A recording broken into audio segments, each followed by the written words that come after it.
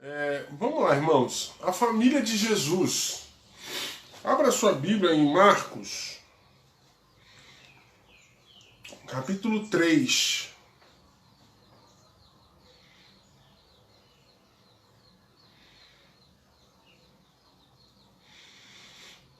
Marcos, capítulo 3, a partir do verso 31 até o verso 35.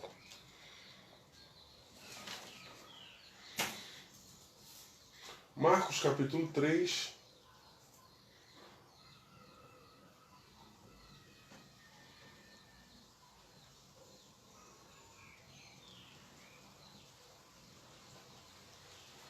A partir do verso 31 até o verso 35. A família de Jesus. Assim diz as Escrituras. Nisto chegaram sua mãe e seus irmãos, e tendo ficado de fora, do lado de fora, mandaram chamá-lo. Muita gente estava sentada ao redor dele e lhe disseram: Olha, tua mãe, teus irmãos e irmãs estão lá fora à tua procura. Então ele lhes respondeu dizendo: Mãe e meus irmãos. E correndo olhar pelos que estavam assentados ao redor, disse: Eis minha mãe e meus irmãos. Portanto, qualquer que fizer a vontade de Deus, este é meu irmão, irmã e mãe. Amém? Isso é o texto de Marcos. Mateus capítulo 12, a narrativa é a mesma. Em Mateus capítulo 12, a partir do verso 46, é a mesma narrativa, né? Seus irmãos estão do lado de fora e tal. Mateus capítulo 13, o verso 54 e a 56, o Mateus capítulo 13, do 54 ao 56, diz assim: Chegando à sua terra, ensinava-os na sinagoga, de tal sorte que se maravilhavam e diziam: De onde lhe vem esta sabedoria e esses poderes miraculosos? Não é este o filho do carpinteiro? Não se chama sua mãe Maria, seus irmãos Tiago, José, Simão e Judas? Não vivem entre nós todas as suas irmãs?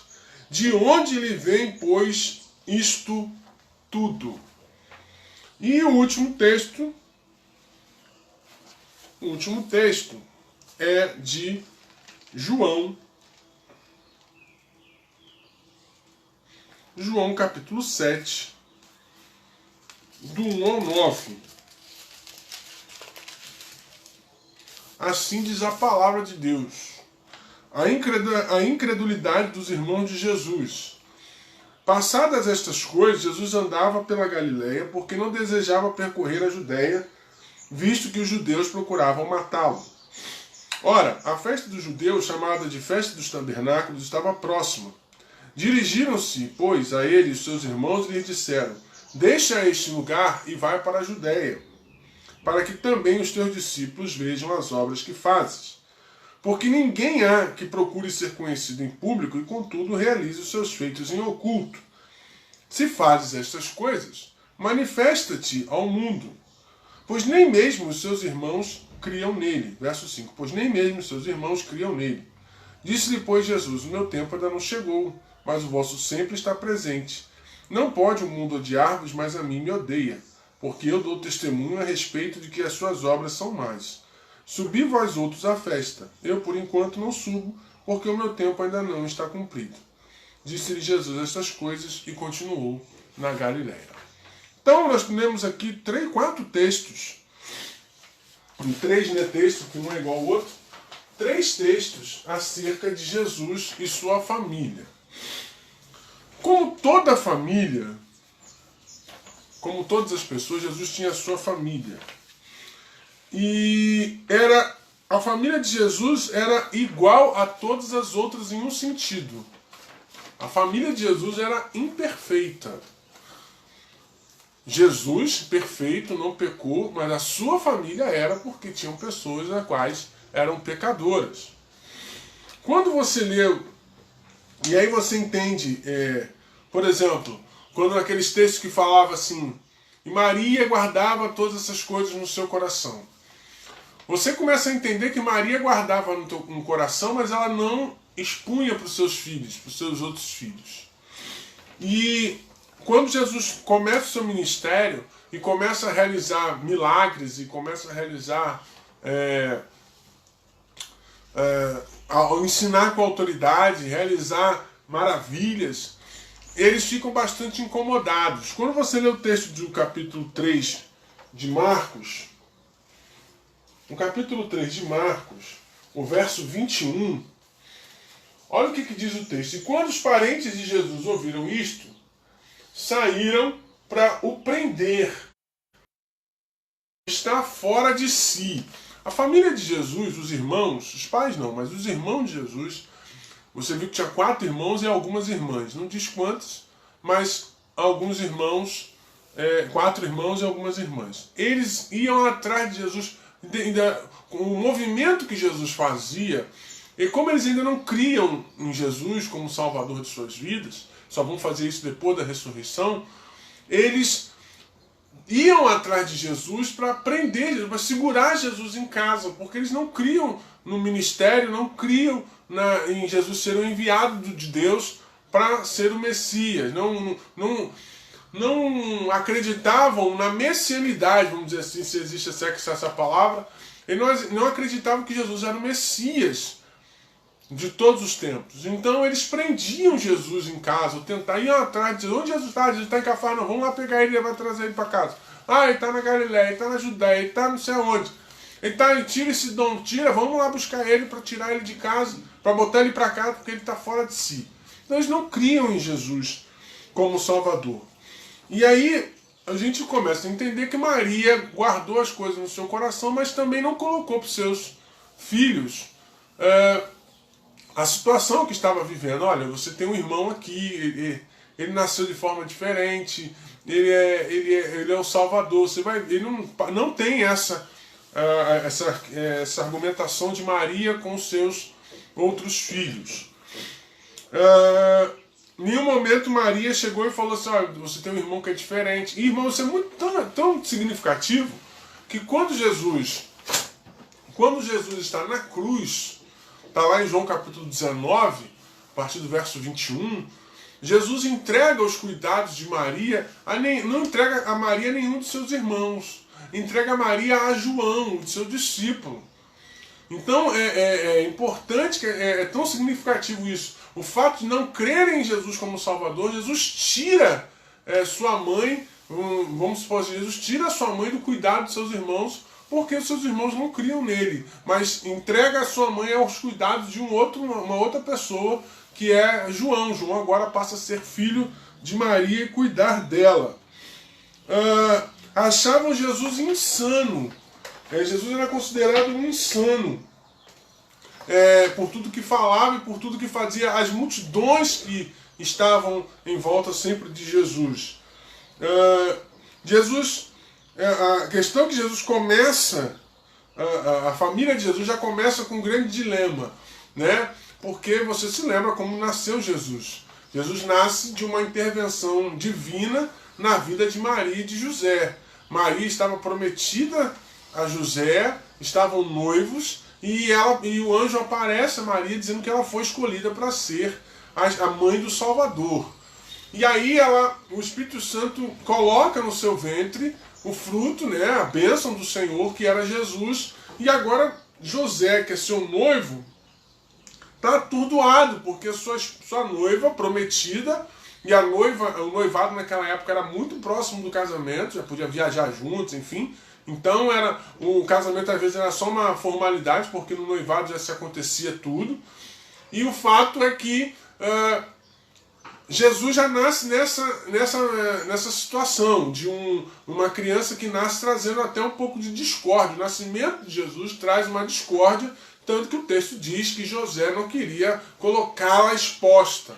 Mas aquilo vai remoendo dentro dele, aparece e fala assim: não temas, porque Maria não fez nada, o que está dentro dela é fruto do Espírito. Você foi escolhido para ser o pai do Salvador, o homem que vai cuidar do caráter e da formação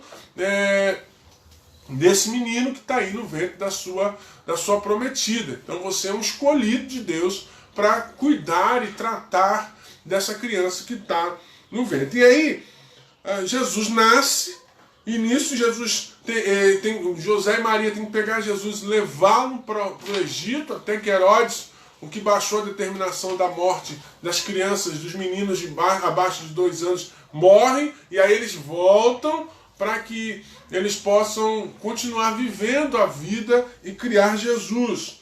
Ou seja, uma criança recém-nascida, mas que já sofre bastante com ter que fugir, ter que voltar para não morrer. Então, depois desse momento da perseguição e da fuga para o Egito, aparece a narrativa bíblica de Lucas 2, quando Maria e José vão ao templo, uma vez por ano eles iam ao templo e foram a adorar ao Senhor, oferecer o seu sacrifício de adoração. E aí quando eles voltam, com 1 dia e meio de viagem, eles percebem que Jesus não está entre eles. E aí eles voltam ao templo, e quando chegam ao templo, Jesus está lá discutindo com os doutores da lei. E deixa eu te dizer uma coisa. O menino hebreu, com 13 anos, ele já tinha que estar craque nas escrituras, na lei. Só que Jesus não só tinha 1 ano a menos, né, do que a maioria dos garotos que conheciam a lei, mas Jesus impressionava os doutores da lei. Jesus estava dando uma aula com 12 anos, né, nas escrituras aos doutores da lei. E aí ele fala, olha, eu estou tratando das coisas do meu pai. Os pais dele biológicos, né, os pais, sendo José adotivo e a mãe biológica Maria, eles não entendem o que Jesus está falando, mas ele estava tratando já dos negócios de Deus. Jesus já tinha noção da sua missão já com 12 anos. E ele impressiona todos quando discute com os doutores da lei. E aí daí em diante dá um pulo, a Bíblia dá um pulo até o batismo e o início do ministério de Jesus com 30 anos. Já dá um início quando aparece já sendo batizado por João Batista, seu primo. Né, seu primo. A gente se lembra, né, da história de Isabel e de Zacarias. Zacarias não acreditou na promessa de Deus, ficou mudo até que João Batista nascesse. E aí quando Isabel estava com 6 meses de gravidez, Maria entra, vai visitá-la e ela sente toda a presença de Jesus, mesmo dentro do ventre ainda de Maria, mas ela já sente a presença de Deus ali, de algo fenomenal que ia acontecer, que era o nascimento do Salvador. Quando a gente olha para o texto de Marcos, a gente percebe que Jesus estava num outro nível de conversa. Quando eles estavam ali, quando ele fala assim, olha, sua mãe veio conversar com você, sua mãe e seus irmãos. A partir do batismo de Jesus, Jesus entra num outro nível. Jesus sai do trivial e parte para o ministério. Ele sai da questão familiar e agora vai para o ministério, vai para questões espirituais. Ou seja, Jesus está dizendo em Marcos 3 que a família dele são aqueles que fazem a vontade do Pai. Então isso é muito importante, porque daqui a pouco a gente vai no final, nas lições, do que a gente pode aprender, a gente vai falar sobre isso, sobre a questão dos filhos de Deus, da família de Deus, que infelizmente está muito relativizado. A gente precisa colocar isso em dia. Quem é a família de Deus? Jesus deixa muito claro no texto. Qualquer que fizer a vontade de Deus, do meu Pai, esse é meu irmão, irmã e mãe. Não tem, Jesus, esses dias a gente até conversando lá nas nossas lives que a gente fez, Deus não tem netos, Deus não tem sobrinhos, Deus não tem primos, né? Eu sou primo de Deus porque eu não sou amigo, não existe. Ou você é filho ou você não é. E a gente estava discutindo isso por causa dos filhos de crentes, né? Numa dessas lives que nós fizemos, falamos sobre uma família de crentes.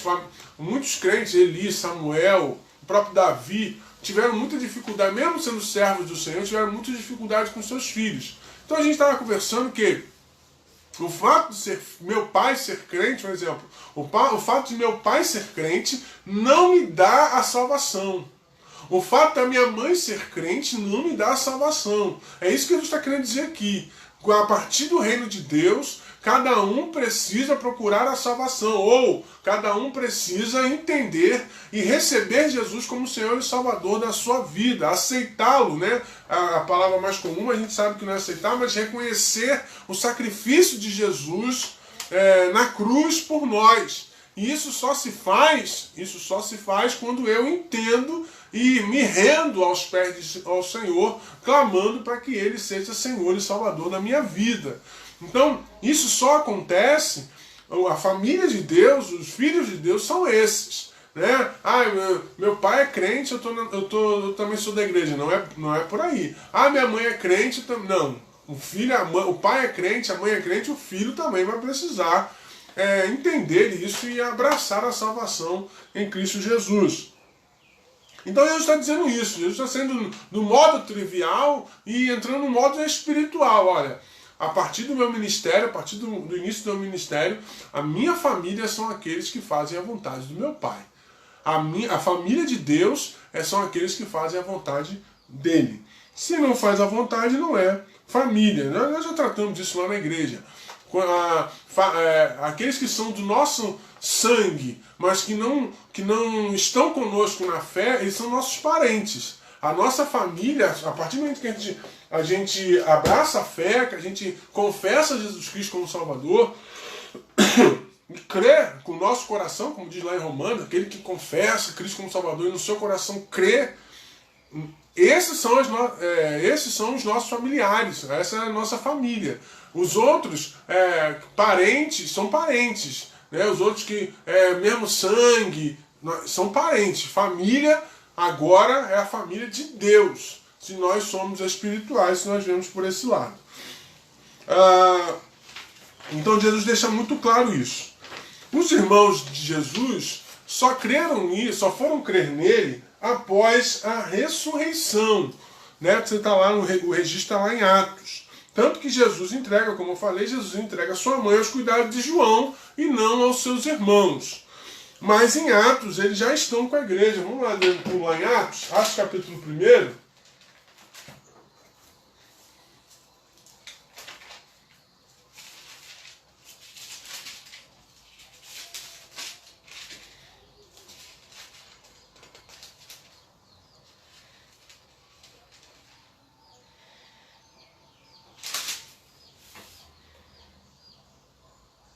Aqui, ó. Atos capítulo 1, verso 14. Assim diz o texto bíblico. Do 12 ao 14, para a gente não ficar sem contexto. Os discípulos em Jerusalém. Então voltaram para Jerusalém do monte chamado Olival, que dista daquela cidade tanto como a jornada de um sábado. Quando ali entraram, subiram para o cenáculo onde se reuniram Pedro, João, Tiago, André, Filipe, Tomé, Bartolomeu, Mateus, Tiago, filho de Alfeu, Simão Zelote e Judas, filho de Tiago. Todos eles perseveravam em oração com as mulheres, com Maria, mãe de Jesus, e com os irmãos dele. Essa junção dos irmãos de Jesus à igreja, aos seus discípulos, ela só se dá após a ressurreição de Cristo. Então os irmãos de Jesus só vêm a reconhecer o quanto que Jesus era o especial, o quanto que Jesus era o Filho de Deus, o Messias, o Salvador, após a sua ressurreição. Mas, e há algumas... assim, importante a gente também deixar algumas coisas bem claras, com muito respeito, com muito cuidado, com muito carinho, mas há algumas... como é que a gente fala? Há algumas crenças, algumas doutrinas acerca da família de Jesus. Os irmãos sabem que alguns queridos da Igreja Católica creem na questão da castidade de Maria, né? Inclusive chamam ela de Virgem Maria. Nós não cremos desta maneira, com muito respeito, com muito carinho, mas nós não cremos desta maneira porque a gente sabe que a gente crê que depois do nascimento de Jesus, José veio a conhecer Maria como sua esposa, tanto que teve seus filhos. Alguns dizem que eram primos. Essa tese de primos cai por terra quando você vai para o original. No original do texto, irmãos, no grego, tem o sentido de pessoas do mesmo sangue. Então não poderiam ser primos, ou vindo do mesmo pai, da mesma mãe. Então não teria como ser primos se vindo do mesmo pai e da mesma mãe. Tem algumas teorias que a gente também não concorda, que é de que José tinha filhos antes de conhecer Maria. São coisas que outras religiões pregam, a gente também não crê assim. A gente crê que após o nascimento de Jesus, José e Maria se conheceram como casal. Né, eles casaram, enfim, José criou Jesus, ensinou ele a ser carpinteiro. A gente acabou de ler o texto, não é esse Jesus, não é esse filho do carpinteiro, enfim, a gente crê desta maneira, com todo respeito àqueles que creem de outra forma. Nós cremos que após o nascimento de Jesus e após o tempo de resguardo, todo o tempo, inclusive alguns teólogos dizem que José só foi tocar como marido em Maria só após um ano de que Jesus nasceu, por todo aquele momento que ele estava passando. José conseguiu ter essa atitude, né, de ser um marido, aguardar o momento certo para que pudesse conhecer Maria como sua esposa. Nós não cremos, nós cristãos protestantes ou evangélicos, como você queira, nós não cremos que Maria permaneceu virgem mesmo após o nascimento de Jesus. Ok? Isso é um entendimento nosso, batista, evangélico, em geral. Então, Jesus teve 4 irmãos, como eu falei: Tiago, Judas, José e Simão. Inclusive, Tiago e Judas escreveram os livros, né, da Bíblia. Né? Tiago e Judas escreveram. A salvação na vida deles foi tão impactante que eles escreveram a palavra de Deus. Os livros de Tiago, os livros de Judas foram escritos pelos irmãos de Jesus. Nós temos agora algumas lições importantes. Algumas lições importantes para a gente poder aplicar esse ensino, o ensino da família de Jesus em nossa vida. A gente sempre precisa fazer isso, trazer a realidade de Cristo para as nossas vidas, para a nossa realidade. Primeira coisa: apesar de Jesus ser perfeito, a família de Jesus era imperfeita. Então eu quero te falar aqui nesta manhã: você precisa lutar para que a sua família seja uma família saudável. Você vai lutar para ser uma família perfeita? Nunca vai ser. Mas você precisa Você precisa lutar e guerrear, pelejar para que a sua família seja uma família saudável. Jesus, mesmo com toda a sua perfeição, a sua família não era perfeita. A sua família tinha problemas. Como nós lemos aqui, os seus irmãos não criam nele. Então, às vezes, você está em casa, você dá testemunho, você é alguém fiel a Deus, e tem gente da sua família que ainda não crê em Jesus. Fique tranquilo, continue fazendo a sua parte. Continue fazendo a sua parte, que o Senhor vai te abençoar. Assim como o Cristo salvou os seus irmãos, como o Evangelho chegou aos seus irmãos, eles foram salvos, assim ele vai fazer na sua família, assim fazer na sua casa. Você precisa fazer a sua parte. Oração e testemunho. Dentro de casa é oração e testemunho. Não tem outra receita para te dizer, não tem outra coisa a fazer. Oração pela sua família e testemunho daquilo que é viver na palavra de Deus. Viver a palavra de Deus dentro de casa talvez seja um grande desafio das nossas famílias, mas é importante. Então, você precisa lutar para que a sua família seja perfeita. Você não vai conseguir. Você vai se desgastar, você vai se estressar, você vai adoecer e você não vai conseguir. Você tem que lutar para que a sua família seja saudável. O que seja uma família saudável? Uma família saudável é uma família que consiga conviver sempre, é uma família que tenha prazer de estarem juntos, não só nos momentos de festa, porque tem família que só se reúne em dia de festa, mas no dia a dia. Por exemplo, nessa pandemia, muitas famílias acabaram sendo expostas, porque era tanta coisa errada que na pandemia muitos não quiseram mais ficar em família. Muitos, infelizmente, não querem mais estar em família porque a família não é um bom lugar. Por que muita gente agora, mesmo com a pandemia, ontem tiraram fotos lá da Barra, parecia que estava dia normal sem pandemia. Porque as pessoas, muita gente não está aguentando mais ficar nas suas famílias. Porque as famílias saudáveis, as famílias não estão com saúde, as famílias são doentes. Retrato colocado pela nossa sociedade, que também está doente. Isso é o reflexo de quê? Das famílias que estão adoecidas. Então nenhuma família é perfeita, mas a família pode ser uma família saudável. Assim como a igreja não é perfeita, mas a igreja pode caminhar para uma saúde espiritual. E assim como a sociedade nunca vai ser perfeita, mas ela pode caminhar para ser uma sociedade saudável.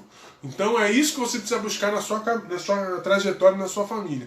Eu quero uma família saudável, onde as pessoas têm o prazer de estar juntas, onde ficar em casa durante uma pandemia não é um sacrifício. Aliás, é um momento bom de estar juntos, de bater papo, de brincar, de se conhecer, de reviver momentos, de valorizar situações. Por isso, a importância de você ter uma família saudável. Segunda coisa que a gente aprende, a família de Jesus, ou os irmãos de Jesus, no primeiro momento, não criam nele. Então é importante que você entender que se os irmãos de Jesus, no início, não criam nele, quanto mais nós que somos imperfeitos, nós vamos ter pessoas na nossa parentela que não vão acreditar na gente. Olha, eu tenho o sonho de ser médico. Ih, vai... Aí começa a rir de você. Eu quero ganhar um bom dinheiro, quero ter um bom emprego. Ih, você nasceu para varrer rua. Não que varrer rua fosse alguma coisa condenável, mas de valores. Você quer ganhar lá no alto, a pessoa quer te jogar lá para baixo, quer ganhar pouco, trabalhar muito. Aí fala assim, não, eu vou conseguir. Nem todos vão acreditar em você. Nem todos vão compartilhar dos seus sonhos. É importante que você ande com pessoas que vão te ajudar nos teus sonhos, que vão te ajudar nos teus projetos. Jesus foi fazer isso. Ele tinha uma família onde os irmãos não criam nele, ele foi para a família dele, agora espiritual, que eram aqueles que criam, que eram aqueles que estavam ali para ouvir os seus ensinamentos, que estavam ali para ser abençoados, que entenderam que ele era o Salvador da humanidade. Então você precisa andar com pessoas que estejam crendo nos seus sonhos. Você precisa andar com pessoas que estão... Uma hora a sua família vai perceber que você alcançou e ela vai se juntar a você e você vai caminhar com ela. Ou eles vão caminhar com você. Mas não fique triste, chateado. Ah, meu pai não acredita em mim, minha mãe não acredita em mim. Não olhe para isso. Não olhe para isso. Jesus também passou por isso. E o que Jesus fez? Jesus ficou se lamentando? Jesus ficou jogando indireto na rede social? Ele ficou jogando piadinha no grupo da família? Não. Jesus foi fazer aquilo que o Pai queria que ele fizesse. Então continue servindo a Deus, continue sendo fiel a Deus, compartilhe seus sonhos com pessoas que vão te ajudar a realizar os seus sonhos, com pessoas que vão sonhar com você, que vão orar por você, e deixe que Deus faça o restante, que faça com que apareça a fé nele, para que os seus sonhos sejam alcançados. Então é importante que você entenda isso. Não jogue fora seus sonhos porque a sua família não crê. Creia que ele vai te abençoar, creia que Deus vai te guardar, que vai te livrar, que vai te dar a bênção que tanto você deseja. Não fique preocupado, não olhe para isso, porque até Jesus passou por isso. Até o nosso mestre, nosso Senhor Jesus, passou pelo descrédito da sua família. Isaías vai dizer isso, quem deu crédito à nossa pregação. Então, ou seja, se o profeta falava, ninguém ouvia. Jeremias, a gente estudou aqui Jeremias. Jeremias falava, foi perseguido, foi caluniado, ficou sozinho. Isaías ficava assim, gente, quem vai dar crédito à nossa pregação?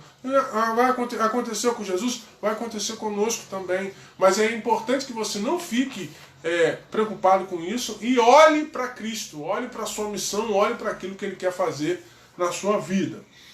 E terceira coisa,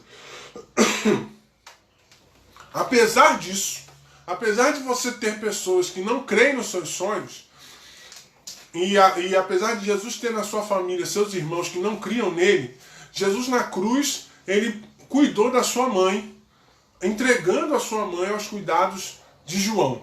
Isso é muito emblemático, irmãos. Independente do rumo que a sua vida tome, não deixe de cuidar da sua família, mesmo que eles não creiam em você, mesmo que às vezes você seja motivo de chacota, mas o cuidado que você tenha com a sua família vai fazer toda a diferença. Esses dias eu estava vendo uma live de dois pastores muito renomados, pastor Josué Gonçalves, uma das grandes autoridades espirituais falando de família no Brasil, e o pastor Silas Malafaia. E no final da live, o pastor Josué Gonçalves perguntou ao pastor Silas o seguinte: Pastor Silas, qual é o conselho que o senhor dá aos pastores que estão começando o seu ministério, que estão no início da sua caminhada? E ele falou assim, ó, ore, convicção daquilo que você quer, daquilo que você esteja com alguém com mentoria, ore ao Senhor. E o terceiro ponto que ele falou foi fundamental, que está pautando a nossa lição hoje também. Não deixe de cuidar da sua família. Não abandone a sua família. Pastor, o maior ministério que tenha, não deixe de cuidar da sua família. Então, Jesus nos deu esse exemplo na cruz, nas últimas palavras dele em vida, como um homem aqui na terra, entregou sua mãe aos cuidados de João. Ou seja, Jesus era um homem que cuidava da sua família, mesmo a família não crendo nele, como eu já disse.